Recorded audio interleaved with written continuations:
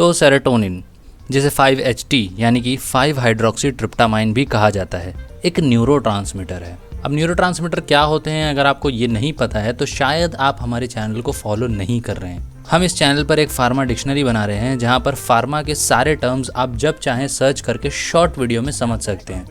So please do subscribe. अब आसान भाषा में बताऊं तो न्यूरोट्रांसमीटर इज समथिंग जो मैसेज को ट्रांसमिट करता है एक न्यूरॉन से दूसरे न्यूरॉन्स में। जिस तरीके से डोपामीन होता है, एसिटिलकोलिन, एड्रेनलिन वगैरह होता है, उसी तरीके से सेरोटोनिन भी एक न्यूरोट्रांसमीटर है। अब ठीक है, तो ये न्यूरोट्रांसमीटर और सेरोटोनिन होता कहाँ है? तो हमारी बॉडी में जितना भी सेरोटोनिन है उसमें से 90% सेरोटोनिन हमारे गट में होता है। उसके अलावा जो है उसमें से मेजॉरिटी प्लेटलेट्स या फिर ब्रेन के अंदर होता है। ठीक है, तो करता क्या है ये? तो सबसे पहली बात तो ये है कि सेरोटोनिन को हैप्पी हार्मोन कहा जाता है, यानी कि ये जब भी बॉडी में रिलीज़ होता है तो मूड बहुत अच्छा हो जाता है, यू फील हैप्पी। अब आप कहोगे कि ये तो बड़ी कमाल की चीज़ है, राइट, हमें तो चाहिए। ये मिलता कहाँ है? तो ये मिलता है फ्रूट्स के अंदर, जैसे कि बनाना, टमेटो, पाइनएप्पल वगैरह। उसके अलावा पेयर्स में और स्कॉर्पियन और वॉस्प में भी मिलता है।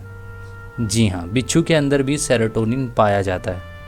अब इससे पहले कि आप जाकर बहुत सारे केले खाने लग जाओ, मैं आप लोगों को बता दूं कि उससे बहुत ज़्यादा इफ़ेक्ट होगा नहीं। उसका रीज़न ये है कि जब आप ओरली सेरोटोनिन लेते हैं तो वो ब्लड ब्रेन बैरियर क्रॉस नहीं कर सकता। जी हाँ, तो अब ये जानना इम्पॉर्टेंट है कि सेरोटोनिन बनता किससे है। वही खा लेते हैं, शायद वो ब्लड ब्रेन बैरियर क्रॉस कर जाए, राइट? एब्सोल्युटली। तो सेरोटोनिन की सिंथेसिस होती है ट्रिप्टोफैन से। सेरोटोनिन बनता है ट्रिप्टोफैन से। ट्रिप्टोफैन एक अमाइनो एसिड है जिसका हाइड्रोक्सिलेशन होकर 5 हाइड्रोक्सी ट्रिप्टोफैन बनता है और फिर उसका डीकार्बोक्सिलेशन होकर 5 हाइड्रोक्सी ट्रिप्टामाइन बनता है, जिसे कहते हैं सेरोटोनिन। तो सेरोटोनिन तो मिल गया, लेकिन आप लोगों को पता होगा कि न्यूरोट्रांसमीटर के वर्क करने के लिए सिर्फ न्यूरोट्रांसमीटर का होना काफ़ी नहीं है, हमें चाहिए रिसेप्टार भी। और जिस तरीके से हर न्यूरोट्रांसमीटर का अपना स्पेसिफिक रिसेप्टार होता है, सेरोटोनिन का भी अपना स्पेसिफिक रिसेप्टार है। तो कितने रिसेप्टार्स हैं? तो सेरोटोनिन के ब्रॉडली 7 टाइप्स के रिसेप्टार्स हैं। 5-HT1, 5-HT2, 3, 4 up to 5-HT7। इसके अंदर भी और सब क्लास आती है, लेकिन वो अभी यहाँ पर हम डिस्कस नहीं करेंगे। तो अब हमारे पास सेरोटोनिन भी है और रिसेप्टार भी है, लेकिन वर्क कैसे करेगा? इसका मैकेनिज्म ऑफ एक्शन क्या है? तो मैकेनिज्म ऑफ एक्शन सेरोटोनिन का वही यूजुअल वाला है, जैसे कि हर न्यूरोट्रांसमीटर वर्क करता है। प्री साइनेप्टिक न्यूरॉन से रिलीज़ होता है और पोस्ट साइनेप्टिक न्यूरॉन के ऊपर जो रिसेप्टार्स प्रेजेंट होते हैं उस पर जाकर बाइंड करता है और रिस्पॉन्स शो करता है। उसी तरीके से सेरोटोनिन भी वर्क करता है। नाउ सबसे पहले हम बात करते हैं सेरोटोनिन को अगर हम एक्सटर्नली देते हैं तो क्या क्या एक्शंस मिलते हैं, यानी कि सेरोटोनिन के फार्माकोलॉजिकल एक्शंस क्या होंगे। सबसे पहले बात करते हैं कार्डियोवैस्कुलर सिस्टम के ऊपर। सीवीएस की बात करें तो जो लार्ज वेसल्स हैं वो कंस्ट्रिक्ट होंगी और आर्टेरियोल्स डायलेट होंगी। हाँ, इसका इफेक्ट ब्लड वेसल्स पे थोड़ा ऐसा ही है, ट्राइफेजिक रिस्पॉन्स मिलता है। हाँ, आसान भाषा में बताऊं तो इनिशियली ब्लड प्रेशर डिक्रीज़ होता है, क्योंकि सेरोटोनिन के इंटेक की वजह से सबसे पहले वेगल एक्टिविटी इंक्रीज़ होती है, जिसकी वजह से हार्ट रेट डिक्रीज़ होता है और वेजोडाइलेशन भी होता है, और इसी वजह से पेरिफेरल रेजिस्टेंस कम होता है और जिसकी वजह से अल्टीमेटली ब्लड प्रेशर डिक्रीज़ होता है। और आसान भाषा में बताया जाए तो सबसे पहले ब्लड प्रेशर डिक्रीज होगा वेगल एक्टिविटी की वजह से। अब यहाँ तक होने के बाद इफेक्ट रुकता नहीं है। इनिशियली ब्लड प्रेशर डिक्रीज होने के बाद फिर से ब्लड प्रेशर इंक्रीज होता है। ये होता है क्योंकि सेरोटोनिन जो है ब्लड वेसल्स के ऊपर प्रेजेंट रिसेप्टार के ऊपर डायरेक्टली एक्ट करता है, जिसकी वजह से वेजोकंस्ट्रिक्शन होता है और ब्लड प्रेशर इंक्रीज होता है। अब इस फेज के बाद फाइनली ब्लड प्रेशर फिर से डिक्रीज होता है और ये लंबे टाइम तक रहता है। कह सकते हैं कि यही फाइनल एक्शन होता है। अब ये भी होता है डायरेक्ट एक्शन की वजह से।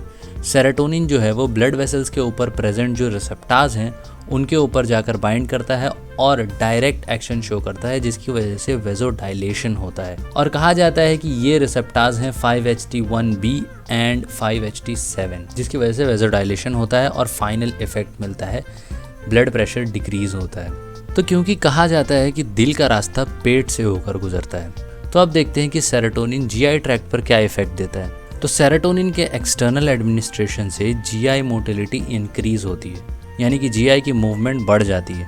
अब जीआई मूवमेंट बढ़ेगी तो डायरिया के होने के चांसेस बढ़ जाते हैं, राइट। अब सेरोटोनिन के रिसेप्टार्स के एक्टिवेशन के वजह से एसिटिलकोलिन भी रिलीज होता है, जो कि प्रोकाइनेटिक इफेक्ट शो करता है।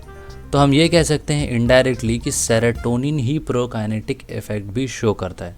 और प्रोकाइनेटिक्स क्या होता है तो उसके ऊपर ऑलरेडी फार्मा डिक्शनरी में एक्सप्लेन किया जा चुका है। तो अब जब जीआई की बात चल ही रही है तो उसके अंदर ग्लैंड्स को कैसे भूल सकते हैं, राइट। तो सेरोटोनिन के एडमिनिस्ट्रेशन से गैस्ट्रिक सिक्रीशन डिक्रीज होता है, एसिड और पेप्सिन का सिक्रीशन डिक्रीज होता है। उसके अलावा म्यूकस का प्रोडक्शन इंक्रीज होता है। अब अगर म्यूकस ज़्यादा बनेगा तो अल्सर के चांसेस कम हो जाएंगे, इसीलिए कहते हैं कि अल्सर प्रोटेक्टिव इफेक्ट भी देता है। Now next part is brain, यानी कि सेंट्रल नर्वस सिस्टम। इसका तो आपको ऑलरेडी पता है, ब्लड ब्रेन बैरियर क्रॉस नहीं कर सकता, इसी वजह से कोई इफेक्ट नहीं मिलेगा। लेकिन अगर डायरेक्टली इंजेक्ट किया जाए तो स्लीपीनेस फील हो सकती है, बॉडी टेम्परेचर के अंदर चेंजेस हो सकते हैं, भूख ज़्यादा लगेगी, उसके अलावा बिहेवियर में भी चेंज हो सकता है। अब सीएनएस की बात कर ही रहे हैं तो नर्व एंडिंग्स की भी बात कर लेते हैं। तो देखो, जो हमारे एफेरेंट नर्व एंडिंग्स हैं वहाँ पर टिंगलिंग और प्रिकिंग सेंसेशन हो सकता है, मतलब कि खुजलाहट वगैरह जैसा। एफेरेंट नर्व एंडिंग का मतलब होता है सेंसरी नर्व एंडिंग, मतलब कि स्किन पर और मसल्स पर, जहाँ से हम सेंस करते हैं, और कभी कभी आईज और ईयर्स में भी। उसके अलावा विसरल एफेरेंट नर्व एंडिंग्स जो हैं वहाँ पर रेस्पिरेटरी या कार्डियोवेस्कुलर रिफ्लेक्स हो सकता है, या फिर नोजिया और वॉमिटिंग भी हो सकती है।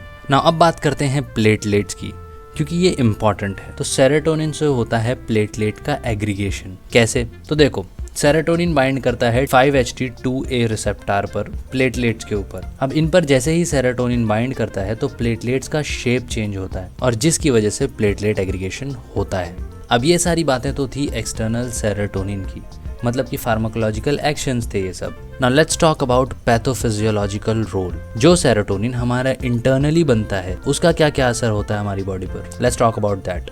तो पैथोफिजियोलॉजी की बात की जाए तो सबसे पहला और सबसे ऑब्वियस जो हमने स्टार्ट में देखा, न्यूरोट्रांसमीटर। सेरोटोनिन एक न्यूरोट्रांसमीटर की तरह काम करता है, जिसकी वजह से हमारी बॉडी के अंदर बहुत सारे जो फंक्शंस होते हैं उसमें इसका काफ़ी ज़्यादा रोल होता है, जैसे कि टेम्परेचर के रेगुलेशन में, स्लीप की हम आगे थोड़ा बात करेंगे, थॉट प्रोसेस में, कॉग्निटिव फंक्शंस में, बिहेवियर में, मूड में, एपेटाइट, वॉमिटिंग, पेन एक्सेट्रा, इन सारी चीज़ों में सेरोटोनिन का काफ़ी रोल होता है। और ये प्रूव्ड भी है। कई सारे ऐसे एक्सपेरिमेंट्स किए गए माइस पर जिसके अंदर उसके behavioural change, anxiety, depression, aggression, इन सारी चीज़ों में सेरोटोनिन का रोल था। इसीलिए आप देखेंगे डिप्रेशन में, एंजाइटी में पेशेंट्स को सेलेक्टिव सेरोटोनिन रिअप्टेक इनहिबिटर्स भी दिए जाते हैं। सेरोटोनिन का इन्फ्लुएंस है तभी तो दिया जा रहा है, राइट। अब इसके अलावा जैसा कि आपने देखा सेरोटोनिन का स्लीप पर भी इन्फ्लुएंस होता है। तो ये कैसे होता है, कैसे रिस्पॉन्सिबल है सेरोटोनिन स्लीप में, तो चलो बताता हूँ। तो देखो, सेरोटोनिन जो है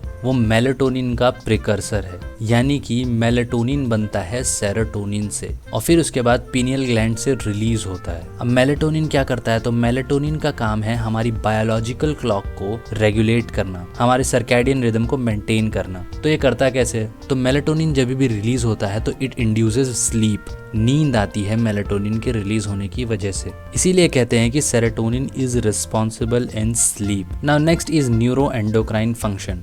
neuro means related to brain, endocrine means related to gland, right. तो क्या हमारे ब्रेन में कोई ग्लैंड है? Obviously pituitary gland. और सेरोटोनिन जो है वो पिट्यूटरी ग्लैंड के एंटीरियर पार्ट के हार्मोन्स को रेगुलेट करता है। Now next is nausea and vomiting. Specially अगर साइटोटॉक्सिक ड्रग्स या रेडियोथेरेपी की वजह से अगर नोजिया और वॉमिटिंग हो रहा है तो वो सेरोटोनिन की वजह से ही है। तो ये हो गई थोड़ी सी बात पैथोफिजियोलॉजिकल रोल्स की। अब बात करें ड्रग्स की, तो आपको जान के खुशी होगी कि सेरोटोनिन के ड्रग्स बहुत ज़्यादा नहीं हैं, क्योंकि सेरोटोनिन के एक्शंस बहुत अलग अलग और वाइड स्प्रेड हैं। लेकिन सेरोटोनिन के एंटागनिस्ट ज़रूर हैं और उनके बारे में हम नेक्स्ट वीडियो में बात करेंगे। लेकिन क्या आपको पता है हम कौन से टॉपिक पर बात कर रहे हैं? ऑटोकॉइड्स। और अगर आपको नहीं पता था तो ये रही फर्स्ट वीडियो, इसमें काफ़ी सारे आपके बेसिक्स क्लियर हो जाएंगे, ज़रूर चेक करें। बाकी सब्सक्राइब करें।